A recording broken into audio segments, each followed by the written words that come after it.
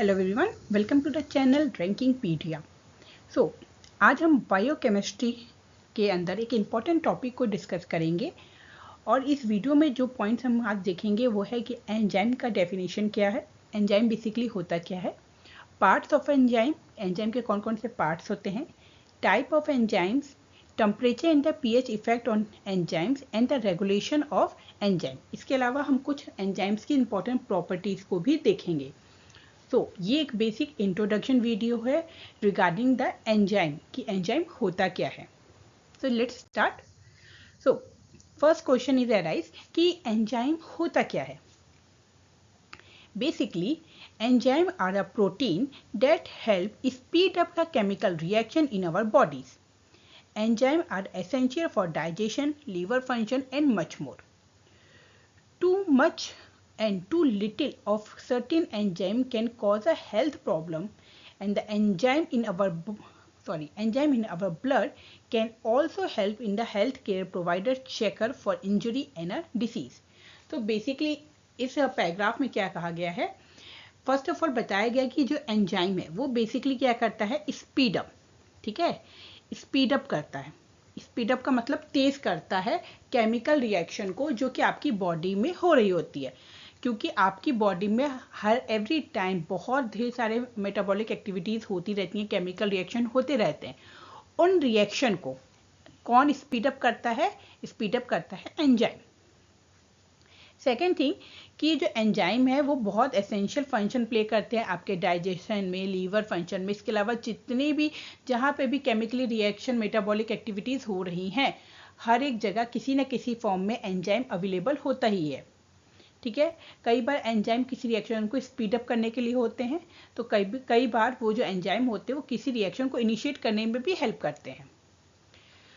अगर हम बात करें इस एंजाइम की जो कि इतना इंपॉर्टेंट रोल प्ले कर रहा है, तो इस एंजाइम का अगर बहुत ज़्यादा अमाउंट हो जाए या बहुत कम अमाउंट हो जाए, ये दोनों कंडीशन पे ये हेल्थ प्रॉब्लम कॉज करता है। ये जो एंजाइम हमारी बॉडी में अवेलेबल होता है, इसे हेल्थ केयर में भी हम लोग यूज़ करते हैं टू चेक द इंजरी या डिसीज़ को। पर्टिकुलर अगर कोई मान लीजिए कोई हार्ट में एक पर्टिकुलर एंजाइम है जिसकी एक्टिविटी से हार्ट का पर्टिकुलर सर्कुलेशन में हेल्प करता है, तो अगर हमें किसी पर्सन में चेक करना है कि पर्टिकुलर मान लीजिए उसको वो हार्ट डिसीज़ है कि नहीं, ठीक है, तो हम उस एंजाइम को ब्लड टेस्ट के थ्रू उसके एंजाइम को चेक कर सकते हैं कि पर्टिकुलर इस एंजाइम का अमाउंट क्या है उसके ब्लड में, जिसकी वजह से हम ये बता सकते हैं कि एंजाइम की एक्टिविटी हाई या लो है, यानी कि अमाउंट उस एंजाइम का बहुत ज़्यादा है या कम है। उसके वजह से उसके हम जो उसको इंजरी है या उसका जो डिसीज़ है, जैसे मैंने एग्जांपल पे लिया हार्ट डिसीज़, ठीक है, तो वो प्रिडिक्ट करना, वो प्रोवाइडर चेक करना बहुत ईजी हो जाता है। एक कहना चाहिए इनिशियल स्टेप हो जाता है कि हमें पता चल जाता है कि भाई इसको ये डिसीज़ होने की प्रोबेबिलिटी बहुत ज़्यादा है या कम है। आप बात करते हैं कि एंजाइम है क्या, तो बेसिकली हमने देख लिया कि एंजाइम क्या काम कर रहा है हमारी बॉडी में, तो बेसिकली वो है क्या चीज़। तो व्हाट आर द एंजाइम्स? तो enzymes are a protein that help speed up metabolism, our chemical reaction in our body. They build some substrate and break other down. All living things have enzymes. तो basically enzyme का nature क्या है? ये enzyme का nature है protein, मतलब enzyme किसके बने हैं? प्रोटीन के बने होते हैं, जो कि स्पीड अप करते हैं आपके मेटाबॉलिज्म को या केमिकल रिएक्शन को जो कि आपकी बॉडी में परफॉर्म हो रहे हैं। ये पर्टिकुलर क्या करते हैं, किसी एक सबस्ट्रेट को फॉर्म करते हैं और किसी एक सबस्ट्रेट को क्या है, ब्रेक डाउन करेंगे, ठीक है। हर एक लिविंग थिंग्स में, ठीक है, एंजाइम प्रेजेंट होता है, ठीक। Our body naturally produce enzyme, but enzyme are also in manufacture product and food. तो बेसिकली हमारी बॉडी नेचुरली वे में भी एंजाइम फॉर्म करती हैं, लेकिन इसके अलावा एंजाइम को हम मैन्युफैक्चर्ड प्रोडक्ट एंड फूड में भी पाया जाता है। पर्टिकुलर कुछ एंजाइम्स होते हैं, हर एक जैसे क्या हर एक लिविंग थिंग में क्या है, एंजाइम, ठीक है। तो जाहिर सी बात है अगर किसी आप फॉर एग्जाम्पल एक लिविंग थिंग में प्लांट्स भी आते हैं, ठीक है, लिविंग थिंग में एनिमल्स भी आते हैं जिनको दूसरे एनिमल ईट करते हैं, तो जाहिर सी बात है जब आप उनको खा रहे हैं, उनको ले रहे हैं एज अ डाइट या अपने फूड के फॉर्म में, तो जाहिर सी बात है उसके कुछ एंजाइम आपकी बॉडी में भी जाएंगे। तो इस तरीके से कुछ प्रोडक्ट को मैन्युफैक्चर करके भी पर्टिकुलर मान लीजिए किसी कोई किसी में कोई एंजाइम की कमी है, ठीक है, एक डिसीज़ का कंडीशन है कि इस एंजाइम की कमी से ये डिसीज़ हो रहा है, तो आर्टिफिशियली अगर वो एंजाइम अवेलेबल होता है या मैन्युफैक्चर किया जा सकता है या किसी फूड में उस एंजाइम का अमाउंट ज़्यादा होता है, तो हम रिकमेंड कर देते हैं कि आप इस चीज़ को ज़्यादा इनटेक करिए। तो ये लाइन जो लास्ट लाइन है उसका मतलब बस इतना ही था कि जो ये बॉडी हमारी अपनी खुद की बॉडी होती है वो नेचुरली वे में एंजाइम प्रोड्यूस करती है, बट इसका मतलब ये नहीं कि हम इसे किसी फूड से या मैन्युफैक्चर प्रोडक्ट के फॉर्म में नहीं ले सकते, ये हम उस फॉर्म में भी ले सकते हैं। सो नेक्स्ट क्वेश्चन अराइज होता है कि what are the different type of enzyme, enzyme क्या है और क्या इंपॉर्टेंट रोल प्ले कर रहे हैं, हमने ये देख लिया। अब बात आती है कि जो एंजाइम है उनके डिफरेंट टाइप्स कौन कौन से हैं। So there are thousands of individual enzymes in body. Each type of enzyme only has a one job. For example, the enzyme sucrase break down a sugar called sucrose. Lactase break down the lactose, a kind of sugar found in a milk product. तो basically approximately अगर हम बोले तो अगर individual में enzyme को categorise करें, ठीक है, इंडिविजुअल का मतलब है single single one by one, ठीक है, तो अप्रॉक्सीमेटली 1000 ऑफ एंजाइम्स हमारी खुद की बॉडी में रहते हैं। फॉर एग्जांपल जैसे कि सुक्रोज है, ठीक है, सुक्रोज एक कार्बोहाइड्रेट फॉर्म है, अगर सुक्रोज को कोई एंजाइम ब्रेक कर रहा है तो कैसे ब्रेक करेगा, वो ब्रेक करेगा बाय द सुक्रेज एंजाइम। जो मिल्क प्रोडक्ट होते हैं उसमें एक कार्बोहाइड्रेट पाया जाता है जिसे हम कहते हैं लैक्टोज, ठीक है, तो इस लैक्टोज को ब्रेक डाउन करने के लिए जो एंजाइम काम करेगा उसे कहते हैं लैक्टेज, ठीक है, तो पर्टिकुलर कौन सा एंजाइम क्या काम कर रहा है उसके अकॉर्डिंग ही उसका क्या है नेम भी है।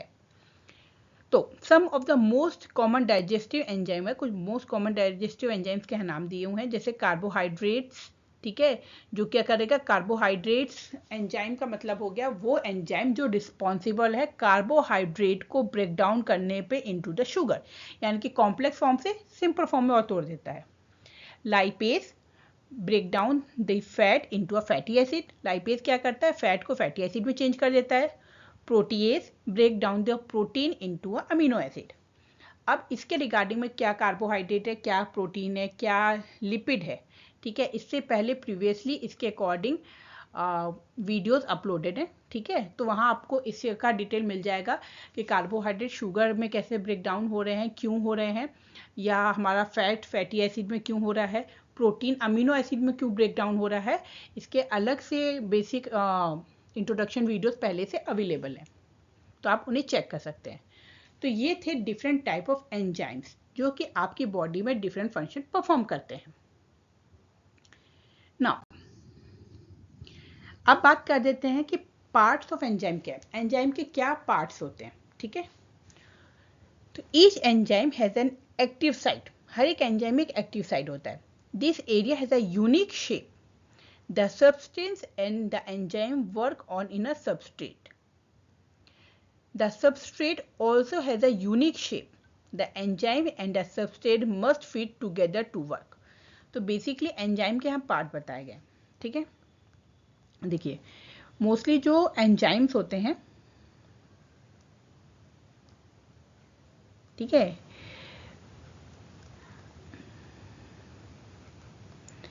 तो ये जो एंजाइम्स होते हैं इनका एक इस एंजाइम के ऊपर एक खास साइट होती है, ठीक है, मान लीजिए ये पर्टिकुलर एंजाइम है, ठीक है, और इसके ऊपर एक साइट है स्पेसिफिकली, ठीक है, ये जो स्पेसिफिक साइट है उसे हम कहते हैं active site. Active site particular वो साइट होती है जहां पे क्या होता है उस एंजाइम से सबस्ट्रेट जो है वो बाइंड करता है, ठीक है, अब जाहिर सी बात है कोई भी सबस्ट्रेट आके कोई भी एंजाइम से बाइंड नहीं होगा, जो सबस्ट्रेट होगा, ठीक है, जो सबस्ट्रेट होगा उसके पास भी एक यूनिक साइट होगा, ठीक है, और इस यूनिक साइट के साथ ही ये पर्टिकुलर इस एंजाइम से बाइंड करता है, और जब एंजाइम और सबस्ट्रेट एक दूसरे के साथ फिट होकर काम करते हैं तो उसे वर्क करना प्रोसेस का स्टार्ट होता है। इसके रिगार्डिंग में एक मॉडल आता है, ठीक है, जिस मॉडल को हम कहते हैं लॉक एंड की मॉडल, ठीक है,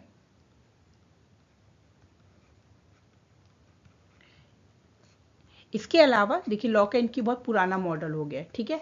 आज के समय में लॉक एंड की को वैलिड नहीं माना जाता।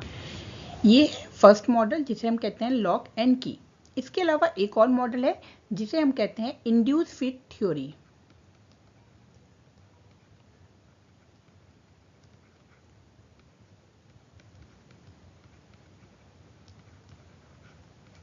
ठीक है, ये दो तरीके के मॉडल्स होते हैं जो ये बताते हैं कि कोई एंजाइम किस तरीके के सबस्ट्रेट के साथ इंटरेक्ट करके प्रोडक्ट फॉर्म कर रहा है, और जब रिएक्शन का एंड होता है ना तो एंजाइम हमको सेम अमाउंट में सेम क्वालिटी के साथ एंड प्रोडक्ट में फॉर्म होता है। ठीक है, तो ये था एक एक्स्ट्रा नॉलेज, क्योंकि इसके रिगार्डिंग में हम किसी और वीडियो में बात करेंगे, बट अभी हमें बेसिक देखना था। तो यहाँ पे क्योंकि ये वर्ड मेंशन था कि enzyme and the substrate must fit together to work, तो ये कैसे वर्क करते हैं उसके रिगार्डिंग में ऑलरेडी पहले से ही दो स्टेबलाइज थ्योरीज मॉडल अवेलेबल है। First one is a lock and key and the second one is a induce fit theory. अब बात कर लेते हैं हमने अभी जो कुछ इंपॉर्टेंट पॉइंट्स की। फर्स्ट थिंग कि जो एंजाइम होता है, ठीक है, सबस्ट्रेट है, ठीक है, एस माने सबस्ट्रेट, ये है एंजाइम। एंजाइम सबस्ट्रेट के साथ बाइंड होता है एंड देन रिएक्ट करता है, तो सबस्ट्रेट और एंजाइम का कॉम्प्लेक्स फॉर्म होता है। ठीक है, इसके बाद एंड में क्या होता है, प्रोडक्ट हमारा फॉर्म होता है और enzyme as it is as remove हो जाता है। एंड प्रोडक्ट में हमें एंजाइम मिलता ही मिलता है। तो ये एक एंजाइम की खास प्रॉपर्टी हो गई। ठीक है, खास प्रॉपर्टी कैसे हो गई, देखिए कभी भी कोई भी रिएक्शन होगा तो वहाँ जो एंजाइम होता है एज फॉर सबस्ट्रेट, ठीक है, एंजाइम होता है वो सबस्ट्रेट के साथ इंटरेक्ट करता है। इस इंटरेक्शन को, ठीक है, सबस्ट्रेट और एंजाइम के इंटरेक्शन को समझाने के लिए दो थ्योरीज हैं। ठीक है, फर्स्ट थ्योरी है लॉक एंड की।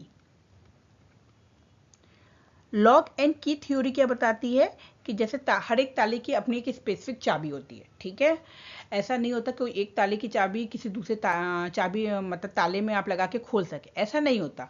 तो ये थ्योरी सेम इसी बात को कहती है कि हर एक सबस्ट्रेट के लिए एक स्पेसिफिक एंजाइम होता है और वो केवल उसी सबस्ट्रेट के साथ ही इंटरेक्ट करेगा और रिएक्शन को परफॉर्म करेगा। बट ऑनेस्टली ये थ्योरी अब वेल स्टेबलाइज थ्योरी नहीं मानी जाती, लेकिन फर्स्ट ऑफ ऑल ये पहले थ्योरी थी जिसने काफ़ी हद तक एंजाइम की एक्टिविटी कैसे वो काम करता है उसको एक्सप्लेन किया था। बट इसके बाद एक थ्योरी आई जिसे कहते हैं इंड्यूस फिट थ्योरी। ठीक है, इस थ्योरी के आने के बाद जो भी ड्रॉबैक फर्स्ट थ्योरी में थे उस सारे ड्रॉबैक को रिमूव किया, या कहे उस सारे ड्रॉबैक को जो फर्स्ट थ्योरी में थे उसी के बेसिस पे ये सेकेंड थ्योरी आई, इंड्यूस फिट थ्योरी। अब जाहिर सी बात है इसमें सबसे बड़ा जो एजम्पशन था लॉक एंड की में वो ये था कि काफ़ी बार ऐसा देखा जाता है कि अलग अलग सबस्ट्रेट पे सेम टाइप का एंजाइम फंक्शन कर रहा है, प्रोडक्ट भी अलग फॉर्म हो रहे हैं। ठीक है, तो ऐसा आप कैसे कह सकते हैं कि लॉक एंड की जो मॉडल है वो सही है। यहाँ लॉक का मतलब हो गया आपका सबस्ट्रेट, ठीक है, और की का मतलब क्या हुआ, आपका एंजाइम। तो इस वजह से ये जो सबसे बड़ा ड्रॉबैक था कि एक ही एंजाइम डिफरेंट फंक्शन परफॉर्म कर रहा है। ठीक है, एक एंजाइम डिफरेंट फंक्शन परफॉर्म कर रहा है, जो सबसे बड़ा ड्रॉबैक था, जिसके वजह से एक नई थ्योरी आई जिसे कहते हैं इंड्यूस फिट थ्योरी। इसके अकॉर्डिंग जो ये ड्रॉबैक था कि हर एक एंजाइम, एक सिंपल एंजाइम कई अलग अलग तरीके के सबस्ट्रेट से इंटरेक्ट करके रिएक्शन कर सकता है, वो इस थ्योरी का यही मेन कॉन्सेप्ट है कि कैसे। तो वो कैसे करता है, कन्फर्मेशन चेंज करके।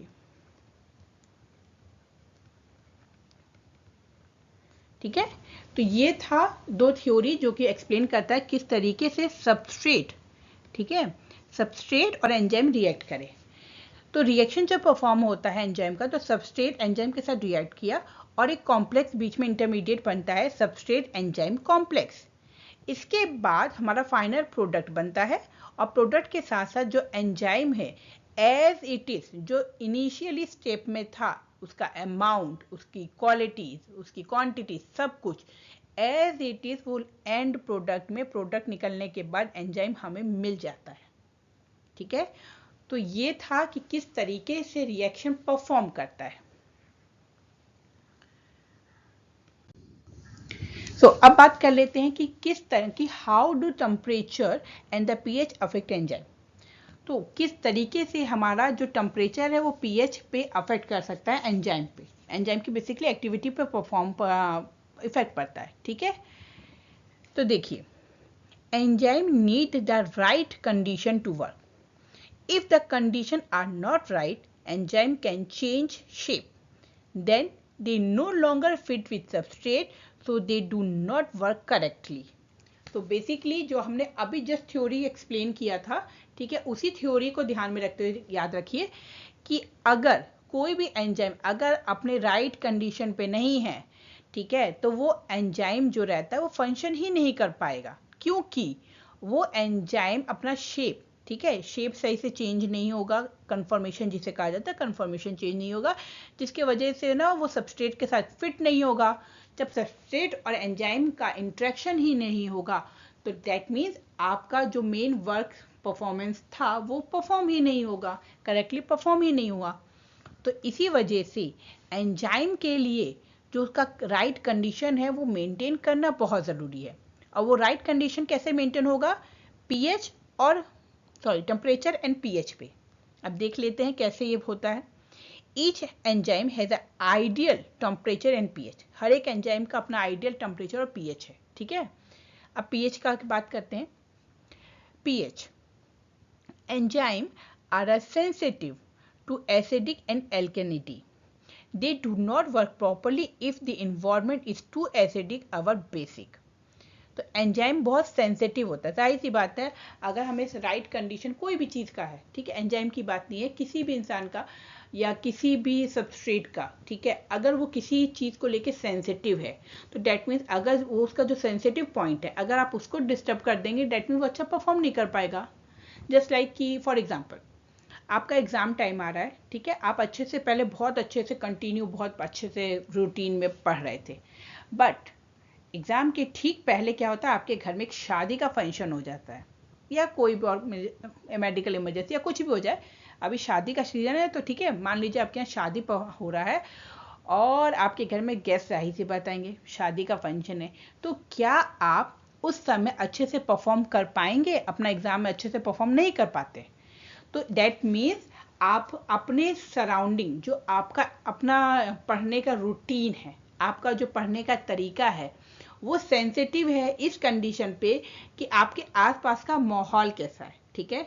अगर माहौल घर में शादी का हो गया है तो आप अच्छे से स्टडी फोकस होके नहीं करेंगे, दैट मीन्स आपको डिस्टर्बेंस हो गया।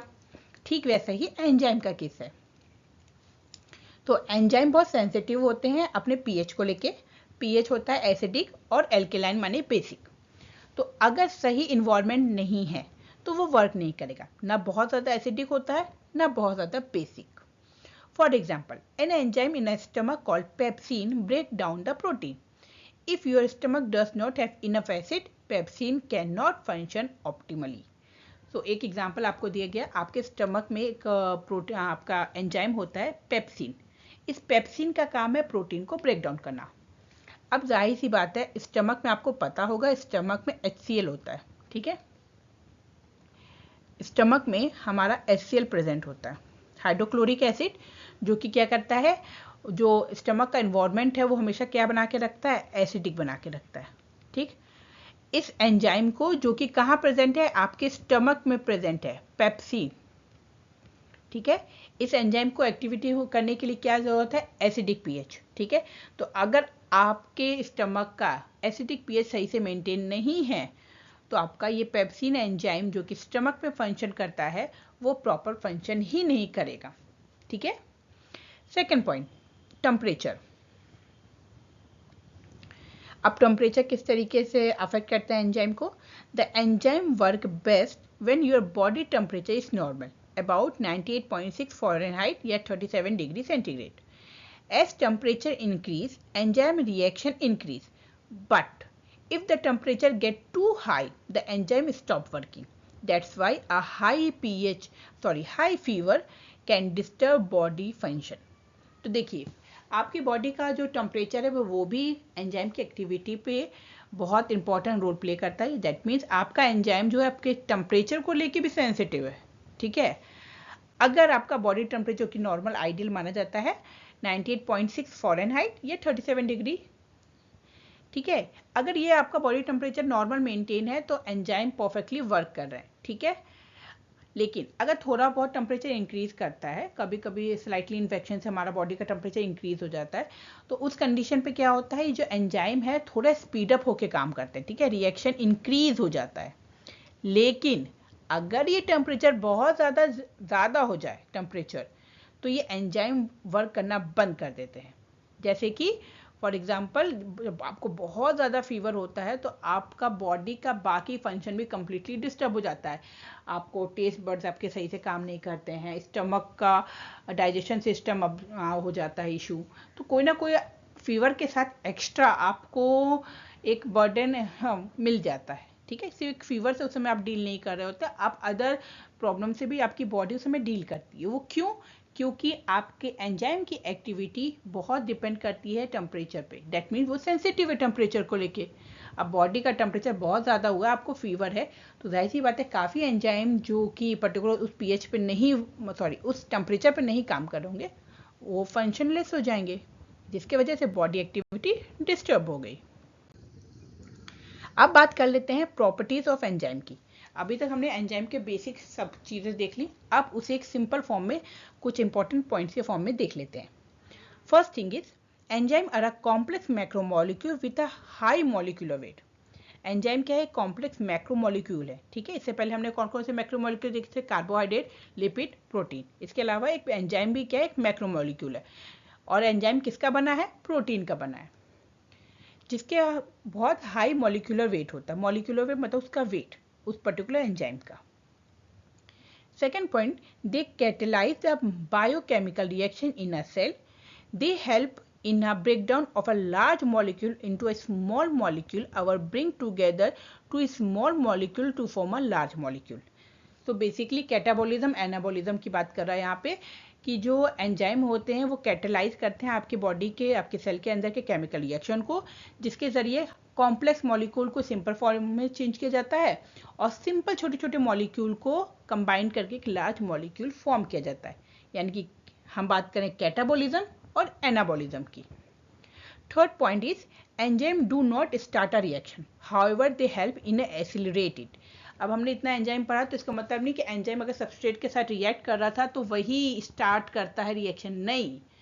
ये एक मिसकंसेप्शन हो जाता है बच्चों को कि एंजाइम ही, क्योंकि एंजाइम सबस्ट्रेट से बाइंड कर रहा था, कब से हम यही देख रहे हैं, तो that means enzyme he particular substrate से जैसे ही बाइंड करेगा वो रिएक्शन स्टार्ट हो जाएगा। पर ये गलत है। एंजाइम कभी भी कोई भी रिएक्शन को स्टार्ट नहीं करते हैं, वो सिर्फ किसी भी रिएक्शन को एक्सीलरेट करते हैं, स्पीड अप करते हैं। Fourth point is enzyme affect the rate of biochemical reaction and not the direction. जो एंजाइम होते हैं वो रेट ऑफ बायोकेमिकल रिएक्शन यानी कि स्पीड अप करना, एक्सीलरेट करना, जल्दी कर देना, ठीक है, इस फंक्शन को परफॉर्म करते हैं या अफेक्ट कर सकते हैं, बट उसके डायरेक्शन को नहीं। यानी कि कौन सा प्रोडक्ट बनेगा ये डिसाइड करने का काम एंजाइम का नहीं है। Most of the enzyme have a high turnover number. The turnover number of enzyme is a number of molecule of a substrate that is act upon an enzyme per minute. अब turnover number क्या है? हर एक enzyme का turnover number बहुत ज़्यादा होता है। क्यों? क्योंकि बहुत कम अमाउंट में ही एंजाइम जब रहता है ना, बहुत ही कम अमाउंट में, तो भी वो बहुत अच्छे से परफॉर्म कर जाता है, अपना जो रिएक्शन है वो उसको स्पीड अप कर देता है, ठीक है। तो इसलिए कहा जाता है एंजाइम का टर्नओवर नंबर बहुत ज़्यादा होता है। अभी टर्नओवर नंबर का मतलब क्या होता है कि पर्टिकुलर किसी एंजाइम से कितने नंबर ऑफ सबस्ट्रेट बाइंड हो रहे हैं पर मिनट, ठीक है, वो होता है टर्नओवर नंबर। दैट मीन्स हम सिंपली यहाँ कह रहे हैं कि एक एंजाइम बहुत ढेर सारे सबस्ट्रेट पे सेम, मतलब एक ही टाइप का सबस्ट्रेट होना चाहिए, ठीक है, और वो सब पे एक साथ वर्क अच्छे से कर सकता है क्योंकि उसका टर्नओवर नंबर ज़्यादा है। इसका मतलब, एक सिंपल मतलब ये है कि लिटिल अमाउंट, ठीक है, लिटिल अमाउंट ऑफ एंजाइम जो है किसी भी रिएक्शन को परफॉर्म करने के लिए सफिशिएंट है, ठीक है। A high turnover number of enzyme increase the efficiency of the reaction. Efficiency को increase कर देता है. Next point is enzyme are specific in action. Enzyme क्या action करेगा वो एक specific होता है, ठीक है. Next point is enzymatic activity decrease with an increase in a temperature. जैसे कि हमने कहा अभी टेम्परेचर के लिए सेंसिटिव है. That means अगर टेम्परेचर इंक्रीज कर रहा होगा, ठीक है, टेम्परेचर इंक्रीज कर रहा है, उस कंडीशन पे एक्टिविटी क्या होगी, डिक्रीज कर जाती है. Next point is they show maximum activity of a optimum pH 6 to 8. तो ये क्या करते हैं, मैक्सिमम एक्टिविटी कब शो करते हैं एंजाइम, जो एंजाइम की मैक्सिमम एक्टिविटी होती है वो होती है पीएच पर्टिकुलर 6 to 8 पे, ठीक है. इतने में हमारी बॉडी के लगभग सारे एंजाइम फुल्ली फंक्शनली एक्टिव हो जाते हैं, ठीक है. Next point is the velocity of the enzyme increase with an increase in a substrate concentration and then ultimate reach the maximum velocity. So basically जब velocity, ठीक है, velocity of enzyme increase करता है, ठीक है, यानी कि एंजाइम जब वेलोसिटी इंक्रीज कर रहा है उसके साथ साथ जो सबस्ट्रेट का कंसंट्रेशन है वो भी इंक्रीज होता है. एंड देन क्या होता है कि वो अल्टीमेटम रीच पे पहुंच जाता है अपनी मैक्सिमम वेलोसिटी पे. अब ये मैक्सिमम वेलोसिटी का क्या कॉन्सेप्ट है ये हम आपको भी पता. अब एंजाइम कैसे वेलोसिटी इंक्रीज करता है उसके पहले कुछ एक इम्पॉर्टेंट टॉपिक और देख लेते हैं जिसको कहते हैं रेगुलेटरी मॉलिक्यूल. अब ये रेगुलेटरी मॉलिक्यूल का क्या मतलब है. तो first thing is enzyme can be regulated by the other molecule that either increase or reduce the activity. That means enzyme जो है वो दूसरे मॉलिक्यूल के साथ दूसरे मॉलिक्यूल्स को रेगुलेट कर सकते हैं, मतलब कंट्रोल कर सकते हैं. या तो उसकी एक्टिविटी को इंक्रीज भी कर सकते हैं या तो डिक्रीज भी कर सकते हैं. Second point is molecule that increase the activity of enzyme are called activator. जो एक्टिविटी को बढ़ाएगा वो activator, while the molecule which decrease the activity of enzyme is called inhibitor. जो एंजाइम को कम कर देगा एक्टिविटी को उसे कहते हैं inhibitor. Many kind of molecule block or promote the enzyme function and that affect the enzyme function by a different route. तो अलग अलग टाइप के मॉलिक्यूल हैं जो कि ब्लॉक कर सकते हैं तो प्रमोट कर सकते हैं एंजाइम फंक्शन को, और उनको अलग अलग रूट का मतलब अलग अलग उनका सिग्नलिंग प्रोसेस हो सकता है. अब बात कर लेते हैं कि जो हमने अभी एनर्जी वाला कॉन्सेप्ट देखा था कि किससे इसे एक्टिविटी इंक्रीज कर रही थी, ठीक है. तो देखिए एक्स और वाई एक्सिस है, एक जगह हमने एनर्जी को रिप्रेजेंट किया है, एक जगह हमने रिएक्शन को प्रेजेंट किया. यहाँ पे एक जगह है रिएक्टेंट, ठीक. अभी रिएक्टेंट का मतलब है सबस्ट्रेट जो कि रिएक्ट कर रहा है. Without enzyme and with enzyme के बात करेंगे, ठीक है. जैसे कि देखिए एंजाइम है, ठीक है, सबस्ट्रेट के साथ रिएक्ट करा, ES कॉम्प्लेक्स बनता है, देन प्रोडक्ट प्लस एंजाइम निकलता है. इसके अलावा एक और क्या होता है, ये हो गया मेरा विथ एंजाइम. और जब एंजाइम नहीं है तो सबस्ट्रेट है, रिएक्ट किया, प्रोडक्ट बन गया, ठीक है. अब यहाँ सिंगल मैं एक बार एक ऐसे लिख रही हूँ, इसका मतलब नहीं कि एक ही सबस्ट्रेट आएगा, 2-3 अलग अलग सबस्ट्रेट हो सकते हैं जो एक साथ कंबाइंड होकर रिएक्ट करेंगे, ठीक है. बट समझाने के लिए हम लोग सिंगल सबस्ट्रेट को ही रखते हैं. अब देखिए ये हमारा रिएक्टेंट है, यानी कि सबस्ट्रेट है, रिएक्टेंट का मतलब रिएक्ट करने वाला जिसके साथ रिएक्ट करना है, ठीक है. तो ये रिएक्टेंट है. जब मेरा एंजाइम प्रेजेंट नहीं है, ठीक है, ये इसका रिएक्शन रेट है, ठीक. जब एंजाइम नहीं है तो ये इतना टाइम लेता है, इतना इसका ये जो कर्व जा रहा है ना, ये कर्व होता है एक्टिवेशन एनर्जी का, ठीक है. तो विदाउट एंजाइम इसका कर्व यहाँ तक गया, इतना हाई गया, ठीक. एंड देन यहाँ पे क्या होगा, यहाँ पे मेरा एक इंटरमीडिएट स्टेज आया होगा, ठीक है. एंड देन उसके बाद डाउन होते जाए, जैसे जैसे एनर्जी डाउन होता जाता उसके बाद क्या होता है, मेरा प्रोडक्ट बाहर निकल गया, ठीक. तो ये जो था, ठीक है, ये हाई पिक से, ठीक है, यहाँ ये वाला एरो देखिए, ये जो एरो हम रिप्रेजेंट कर रहे हैं, यानी कि जब से रिएक्टेंट स्टार्ट था वहां से लेके जहां वो पीक पकड़ा, जहां तक उसकी एक्टिवेशन एनर्जी गई, ठीक है. तो ये जो ग्राफ है ना, ये जो हाइट है ना, ये एक्टिवेशन एनर्जी है, ठीक. तो बेसिकली यहाँ देखिए ये एरो में क्या रिप्रेजेंट कर रहा है, जो activation on enzyme without enzyme, यानी कि इतना एक्टिवेशन एनर्जी की हमको नीड पड़ी जब हम बात कर रहे हैं कि किस तरीके से एंजाइम बिना एंजाइम नहीं है और तब रिएक्टेंट काम किया। बट अब मान लीजिए हमारे पास एंजाइम है, वही रिएक्टेंट है, काम किया, ठीक है। जब एंजाइम तो इसका एक्टिवेशन एनर्जी इतना ही गया, ठीक है, और उसके बाद ये तुरंत यहाँ प्रोडक्ट में फॉर्म हो गया, ठीक, और उसका बचा हुआ एंजाइम भी जो सेम एसिड निकल जाएगा, ठीक। तो जब विथ एंजाइम की हम बात कर रहे हैं, ठीक है, विथ एंजाइम, तो ये हमारा इसका पीक है, ये पीक जो ये ग्राफ है बना है एक्टिवेशन एनर्जी का, ये यहाँ से पीक से लेके हम रिएक्टेंट तक एक लाइन खींचते हैं और इसे हम कहते हैं एक्टिवेशन एनर्जी विथ एंजाइम। तो ये है एक्टिवेशन एनर्जी में डिफरेंस। आप देख सकते हैं यहाँ पे कितना ज़्यादा एक्टिवेशन एनर्जी था, यहाँ एक्टिवेशन एनर्जी कम हो गया। एंड द रिएक्टेंट और प्रोडक्ट के बीच में ये जो डिफरेंस है एनर्जी का, ठीक है, इसे हम कहते हैं overall energy release during the reactant. Reactant की एनर्जी यहाँ पे थी, ठीक है, प्रोडक्ट की एनर्जी मेरी यहाँ पे करीब निकली, तो ये जो इतने एनर्जी का ये जो गैप है वो क्या है, बेसिकली जब रिएक्शन परफॉर्म हुआ होगा तो कुछ एनर्जी रिलीज भी हुई होगी, तो ये वो रिलीज ऑफ एनर्जी है, ठीक है, overall energy release during the reaction.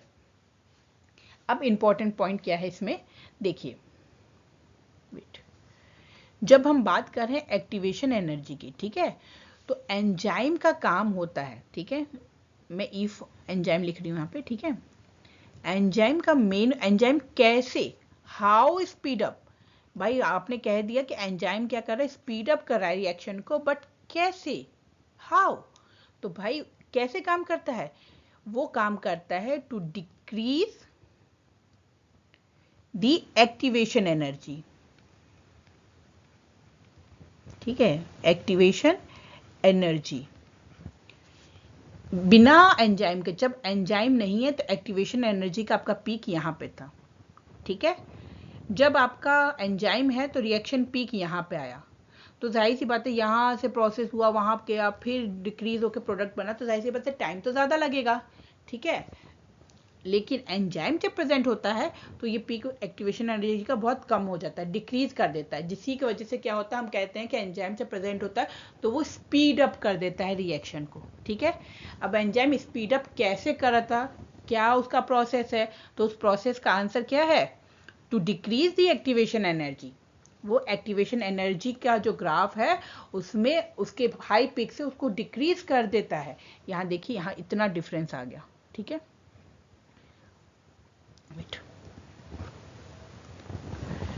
ये देखिए एक्टिवेशन एनर्जी के बीच में यहाँ इतना दूर का गैप है, ठीक है।